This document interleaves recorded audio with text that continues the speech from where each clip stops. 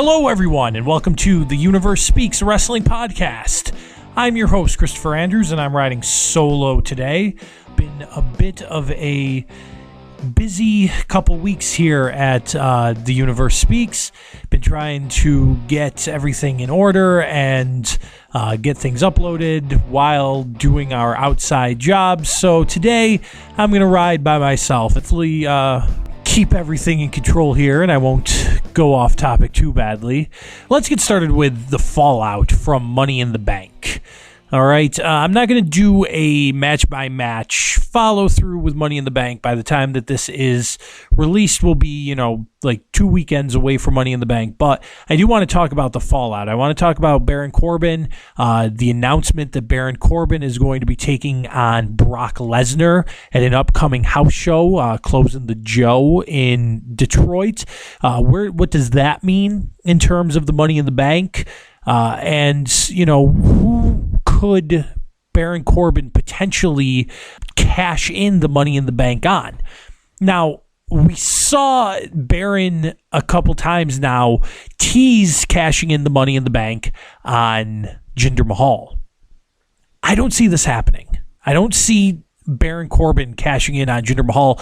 It doesn't make sense in my mind, for a heel to cash in on a heel, especially two really disliked heels such as Baron Corbin and Jinder Mahal.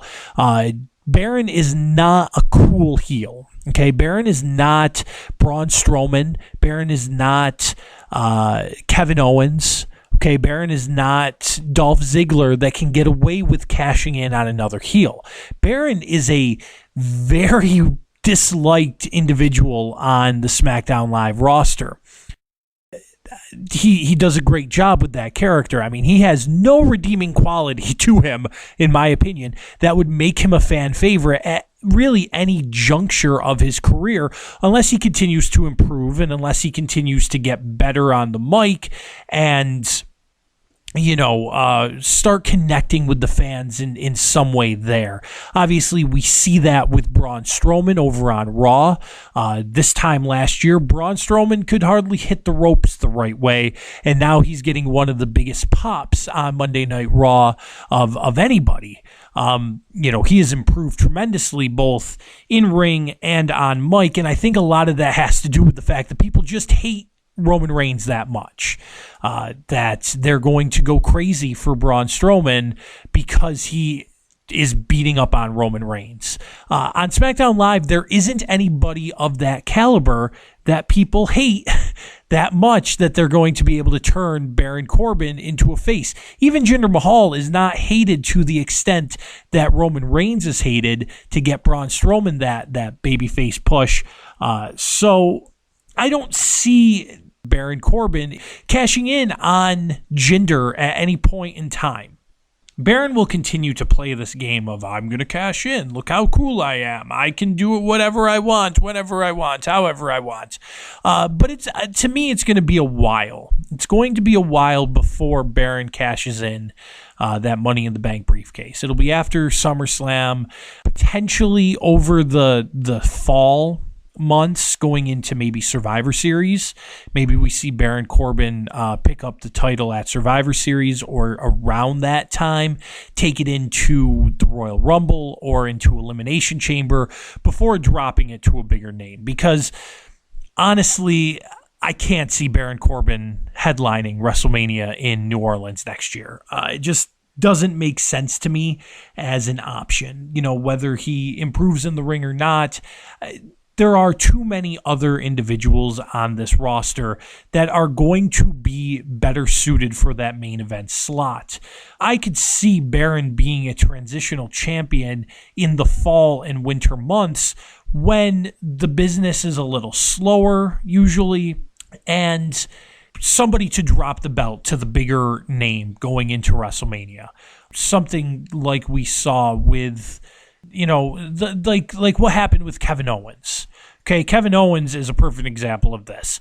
where Kevin carried the title from last September all the way into February of this year, and then dropped it to the bigger name. Now, I'm not agreeing with that. I think that I have made that perfectly clear on this podcast multiple times, that I think that Kevin should have continued on, and, Goldberg as Universal Champion and now Brock Lesnar as Universal Champion diminishes the importance of that title. I think that Kevin was doing a fantastic job with it, but I think that that's what we see with Baron. He picks it up in the lower, slower months and carries it until the push really is happening for WrestleMania, and then he drops it to an AJ Styles, or he drops it to a John Cena, whomever they're going to look at to carry that title into WrestleMania for next year.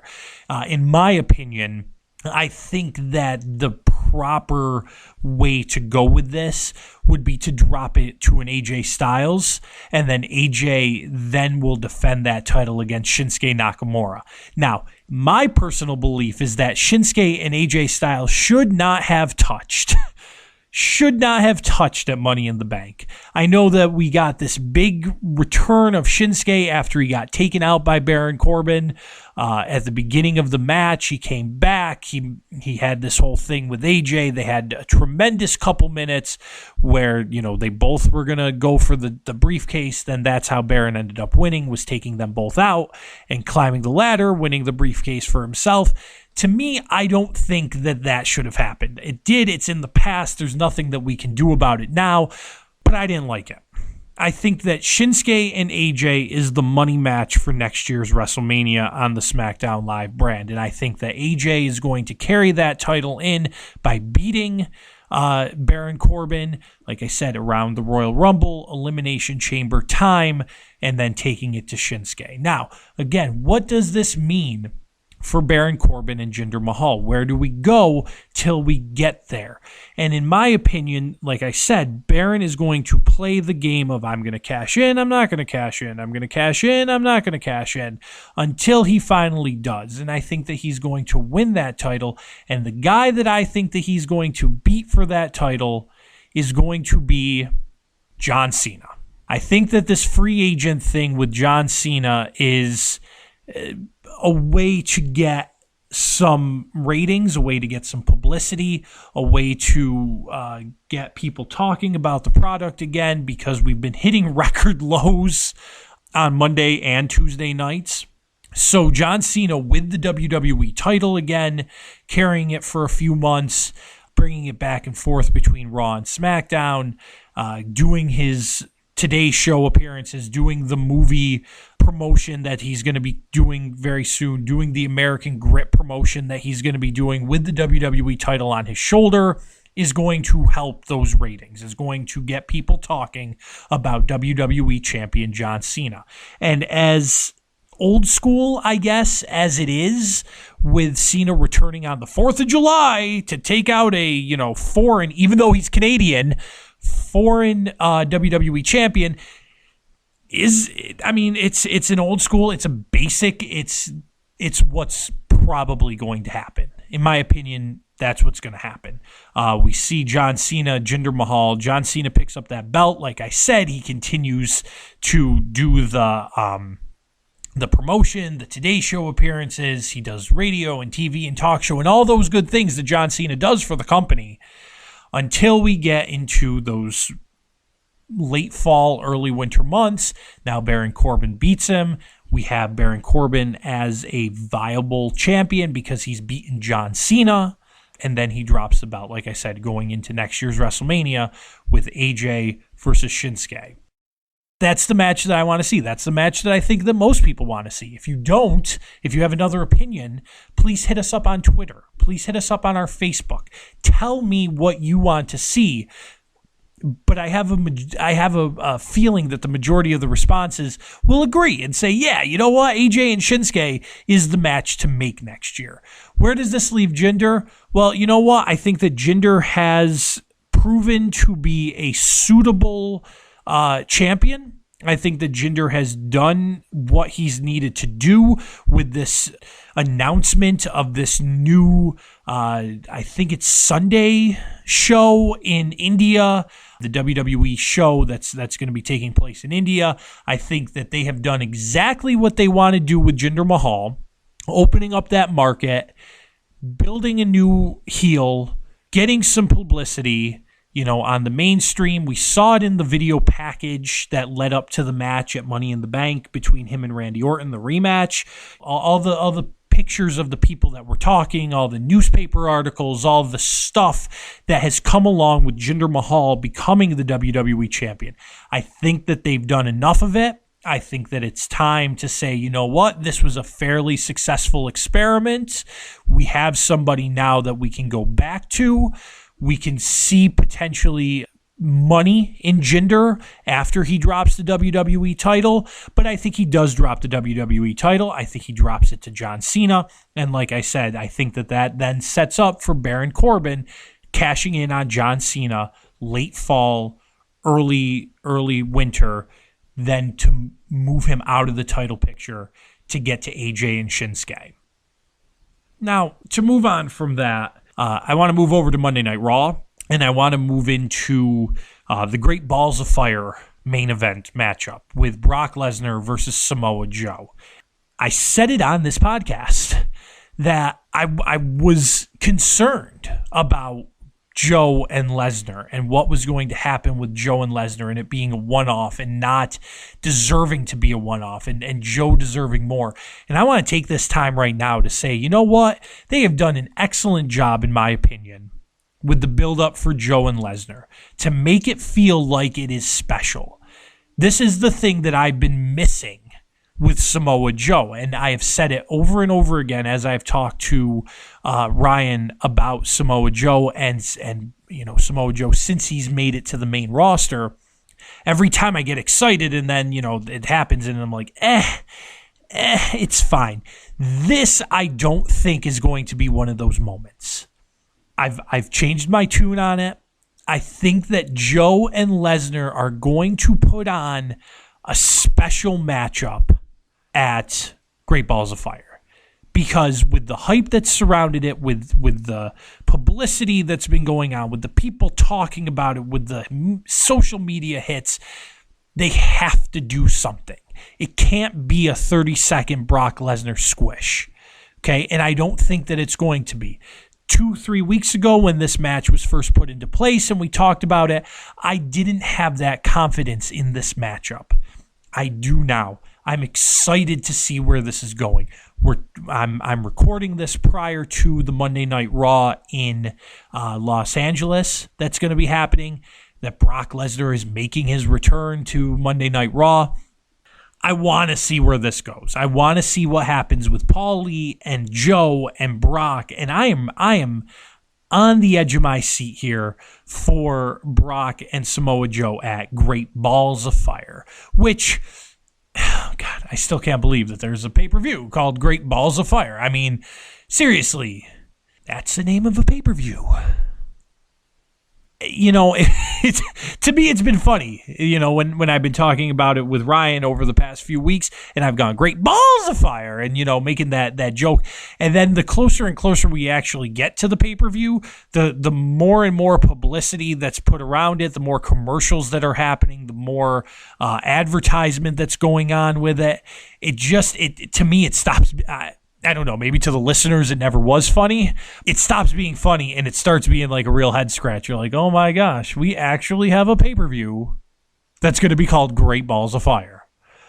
Song and everything. Needless to say, the wonky name of the pay-per-view, I hope, doesn't take away from the match. And I don't think that it will. I think that Joe is finally hit his stride as a main event player on the main roster of Monday Night Raw. I'm excited to see this. I want to see this. And I think that this match is going to set up for a change in the main event of WrestleMania for the Raw brand of next year. Because the other thing I want to talk about Monday Night Raw is the return of Braun because Braun came out of his ambulance. I'm not finished with you. And now we have Braun Strowman, Roman Reigns in the ambulance match that we were supposed to see at Extreme Rules. We're going to get it Great Balls of Fire. And after that, Roman says that he wants the WWE champion at SummerSlam. This means that we're going to see Roman Reigns versus Brock Lesnar for the Universal title at SummerSlam. That'll be time number 2. This was penciled in that everybody thought, we talked about it on this podcast before, that everybody thought that this was going to be the main event of next year's WrestleMania. They're going back to New Orleans where the streak was broken. We're going, again, one-on-one, Brock Lesnar, Roman Reigns, the 2 guys that had beaten The Undertaker at WrestleMania. This was going to be it. I think the WWE listened to us. Guys, girls, people that are listening to this podcast, I think the WWE listened to us because we don't want to see this match at WrestleMania. I don't think that anybody really cares to see this match in general. I think we have to see this match. I think this is a match that has to happen between Brock Lesnar and Roman Reigns. I don't think that it's a match that anybody cares to see, and especially at WrestleMania, especially in the main event, after having such a past several years of, in my opinion, disappointing main events at WrestleMania. And who has been the one factor behind those matches? Who has been the one common denominator behind those disappointing matches at WrestleMania over the past few years? WrestleMania 31, 32, and 33 all have been headlined by Roman Reigns. You go back to WrestleMania 30, that headlined by Daniel Bryan, Randy Orton, Batista, Yeselmania, the feel-good moment that was Daniel Bryan's ascension to the WWE Championship. That was the last WrestleMania, in my opinion, and I think in many people's opinion, that ended on a positive note. You go into the next year, Brock Lesnar versus Roman Reigns. You do get the cash-in by Seth Rollins. If you want to call that a positive note, it's because Seth Rollins cashed in because nobody wanted to see Roman Reigns and Brock Lesnar. Then you go to the following year, WrestleMania 32, over 100,000 people in Dallas Cowboys Stadium. Roman Reigns versus Triple H. I was at the Royal Rumble that year in Orlando, and let me tell you, there wasn't there might have been 1 or 2 people, but they were few and far between that were disappointed that Triple H beat Dean Ambrose and Roman Reigns to win the WWE Championship in that Royal Rumble match. There were more people disappointed that Dean Ambrose was eliminated than were disappointed that Roman Reigns was eliminated. So then you put those 2 in the main event at WrestleMania in a match that was way too long, way too boring. It just didn't work. And then this year you have Roman Reigns and The Undertaker. You have Roman Reigns beating The Undertaker in a... I'm sorry to say this for Undertaker fans, but it was really a less than stellar match. We talked about it way back at our WrestleMania podcast, how sad it was that The Undertaker left, how emotional that moment was. But now that we've had a few months to think about it, go back, watch it, the match wasn't good. And yes, that had to do with a hurt old Undertaker who's ready to retire. But you don't put somebody who's hurt and old and ready to retire in a ring with Roman Reigns, who's boring, who's not good. I'm not saying that, he doesn't have talent as a professional wrestler, because obviously he does. If he didn't, he wouldn't be where he is. It doesn't matter what his name is. It doesn't matter who his family is. We've seen plenty of second, third generation superstars that just because they have a family name doesn't mean that they automatically go to the main event. So Roman Reigns has talent. Roman Reigns isn't a bad professional wrestler. Roman Reigns is just a boring professional wrestler that nobody likes unless you were a child or, and I don't mean to be stereotypical, but I'll say it anyway, a woman who swoons over his pretty boy looks. Sorry. Rude. But that's what you hear. You hear the, oh, he's so gorgeous. And then you hear the, yay, Roman Reigns, punch him. So Braun versus Roman in an ambulance match, leading into Roman versus Lesnar at SummerSlam so that it's not at WrestleMania. Maybe Roman becomes Universal Champion at SummerSlam. Then we actually see the Universal title defended. Then we can build a babyface on Monday Night Raw, because right now there are no viable babyfaces on Monday Night Raw. And as special of an attraction as Brock Lesnar is, as important as it is to have Brock Lesnar be a champion in your company, and I honestly believe that, when your ratings are where they are, and when the people are as disappointed in the product as we are, something needs to change. The Brock Lesnar contract isn't going to change. What can change is the building of a superstar.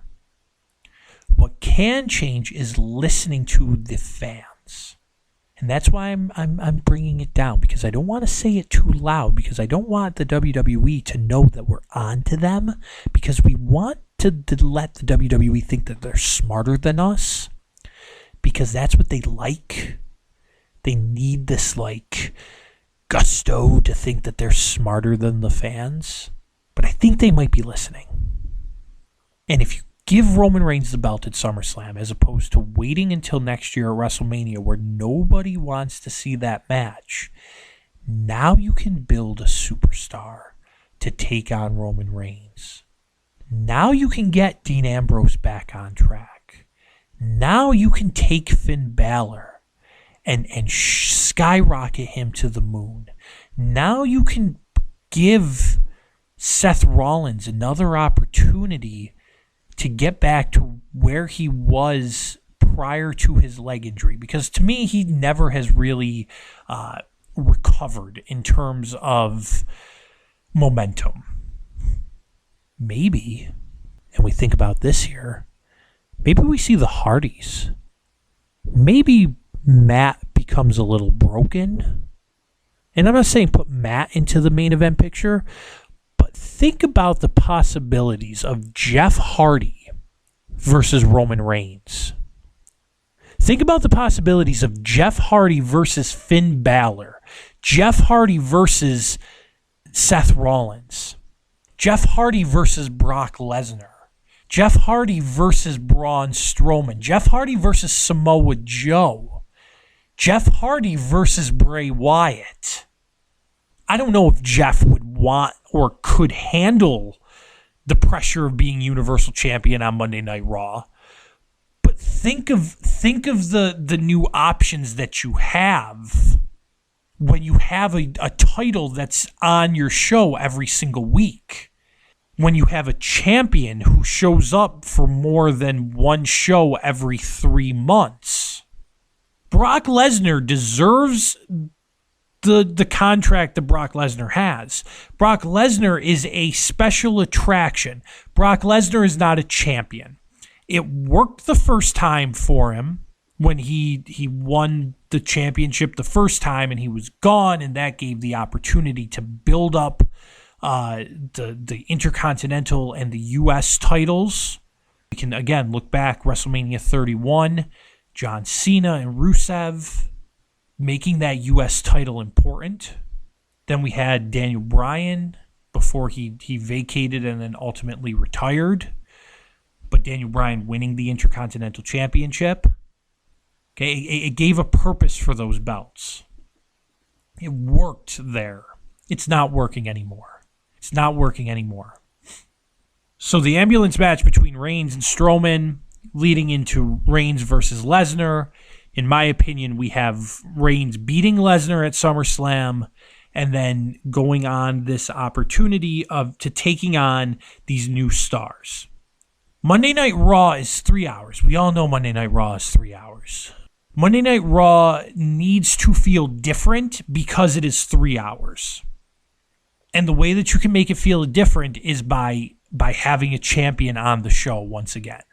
By having somebody after that title that we can see, that we can feel as a crowd. We get the anticipation of, oh yeah, we're building to a big match. Yeah, here comes the champion, because whether you like him or whether you hate him, and most people hate him, Roman Reigns walking out with the Universal title is going to get a reaction. It's going to make the show feel special to see the champion.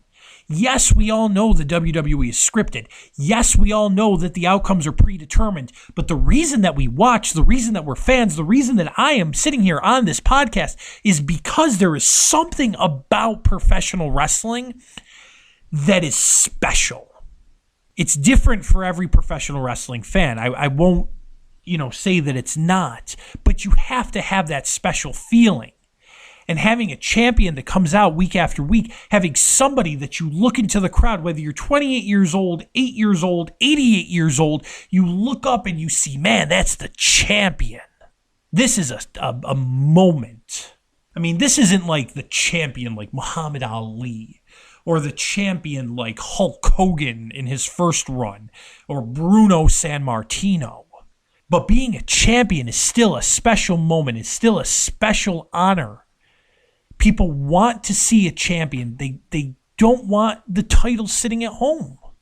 And love him or hate him, Roman Reigns is going to be that champion to get the reaction, to be there every week. He is the right guy right now to help Monday Night Raw get out of a funk. Can't believe I'm saying that.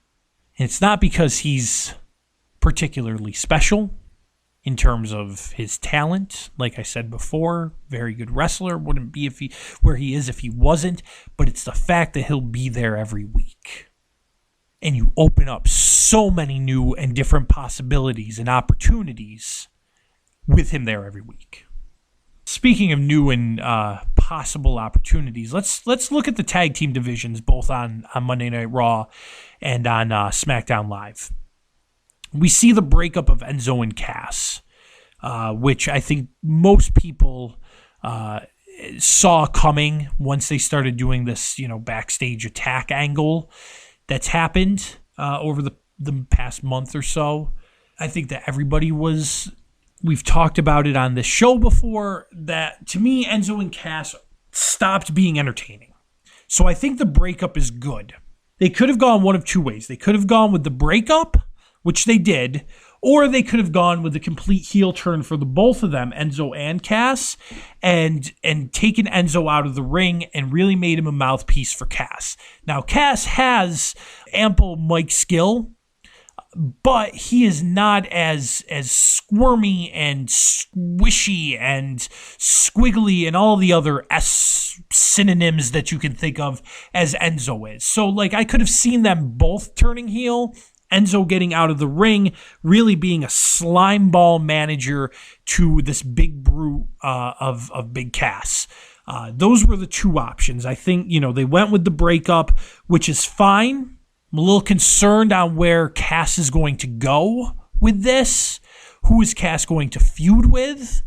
Because now we talked about this before, these big monsters, okay? Braun Strowman and Baron Corbin, they're moving in, taking the place of guys like the Big Show, the Undertaker, Kane, the big guys. I added Cass in there when we talked about it before.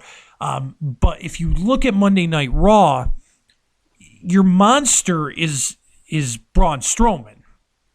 So where does this leave heel Cass by himself? Because if you have heel Cass with heel Enzo, I think that you could play the big bully thing.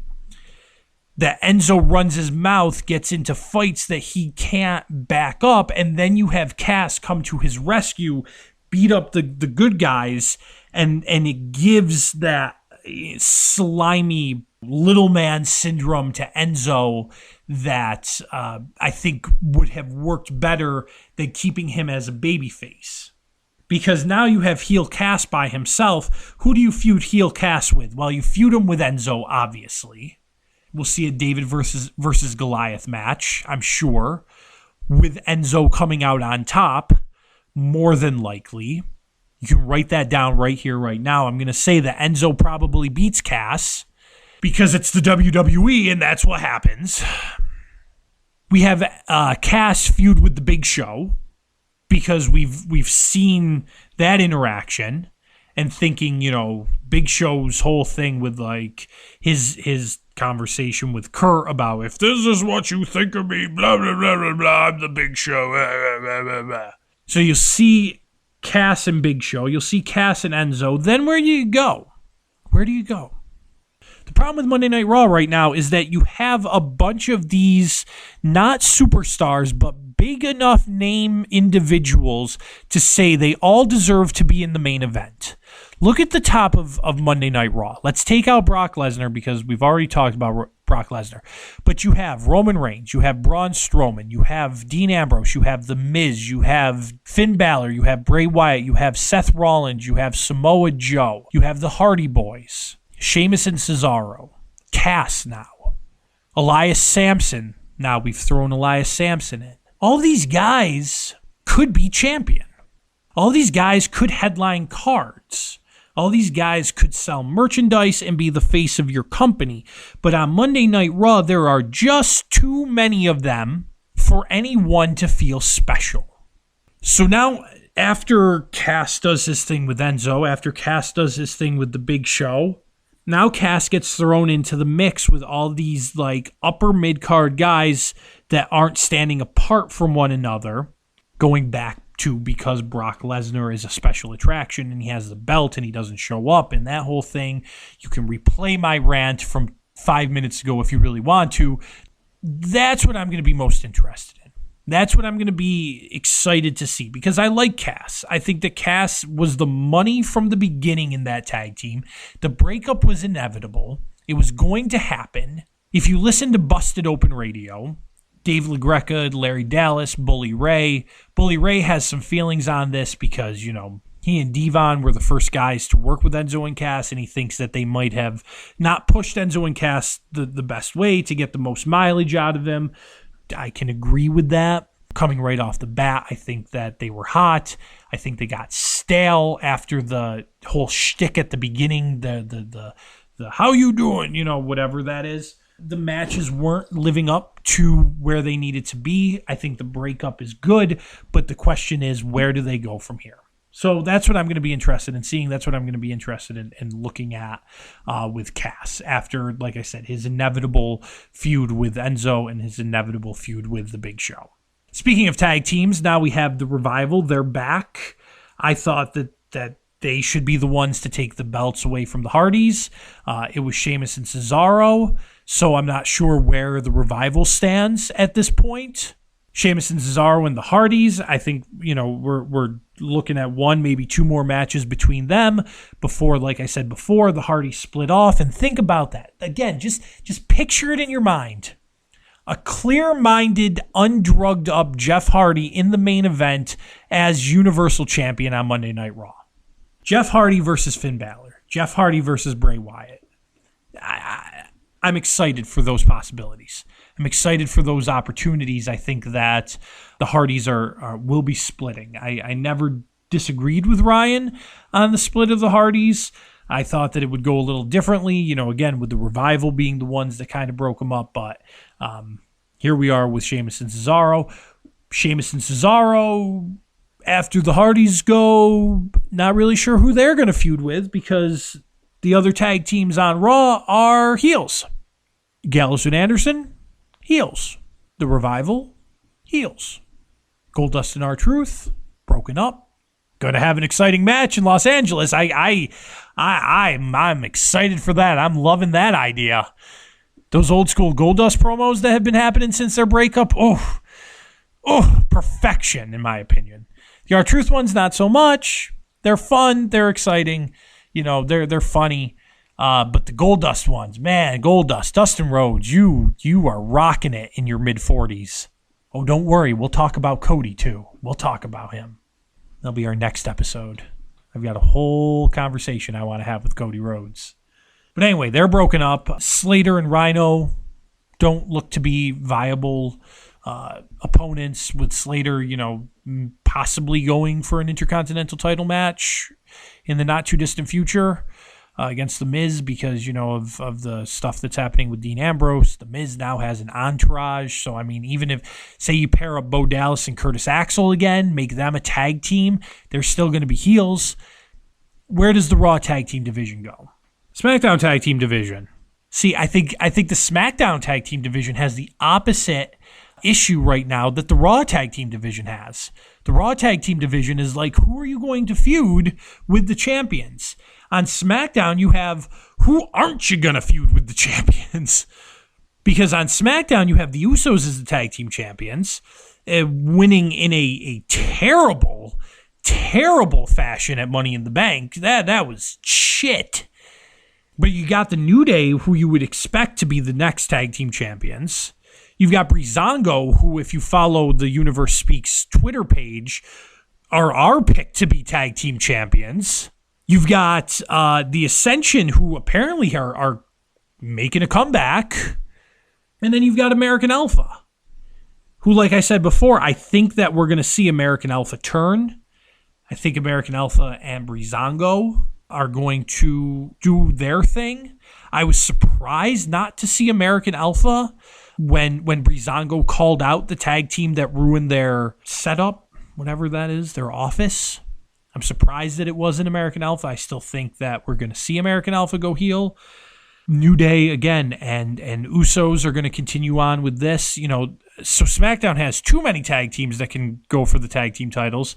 Raw has too few tag teams. The superstar shakeup that we had after WrestleMania, was supposed to fix the rosters. It was supposed to make things better, and in my opinion, it's only made things worse. It's made things more confusing. Taking guys and girls that had an opportunity on their show that they were beginning with, and moving them around, and now you're killing them, taking away anything. It's going to be an interesting summer. WWE's got to do something. They've got to do something. They've got to do something quick. They've got to make some changes here real soon because, they can't be hitting the lows that they've been hitting. It's not fun for the fan watching on TV. It's not fun for the fan in attendance. It's not fun for the fan that's paying hundreds of dollars to purchase a ticket and merchandise. It's not good. It's not good. So I'm going to wrap it up there for this episode of The Universe Speaks, a wrestling podcast.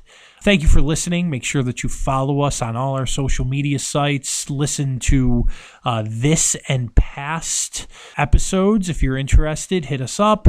Talk to us. As always, thank you for listening. I'm Christopher Andrews. Goodbye, everyone. That's the end of this episode. In our next episode, we'll talk about wrestling. Oh, man, it's crazy. Coming soon. All of our episodes are now available through our website. For links to those episodes, downloadable MP3s, our other social media websites, or if you're just a part of the universe and want to contact us, feel free to do so at theversespeaks.tumblr.com. That's TheVerse.tumblr.com.